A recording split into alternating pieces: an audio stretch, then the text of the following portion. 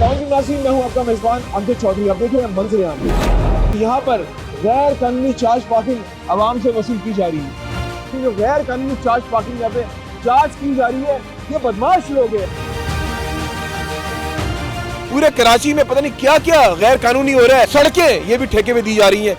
आपने 10 रुपए की पर्ची पे 30 रुपए लिया, आप डायरेक्टर हैं। ये रोड आपके बाप का है यार भाई, जाली पर्ची है, जाली पर्ची। पर्चियों की तरह मेयर कराची भी नकली तो नहीं है कहीं।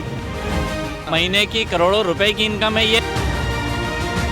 पार्किंग नहीं दो तो बाइक चोरी कर ले। भाई की बाइक तो चली गई, चाबी हाथ में रह गई। अब ये भाई धक्के खाता रहेगा, शायद ही इसको बाइक मिलेगी। यहाँ कोई सुनवाई नहीं होती। अपने 30 रुपए के चक्कर में 2 लाख की बाइक चली गई। FIR किसमें कटेगी? मुझे पता है कसूरवार कौन है। पार्किंग एरिया नई गाड़ी में दूसरी गाड़ी की चाबी कैसे लग जाएगी?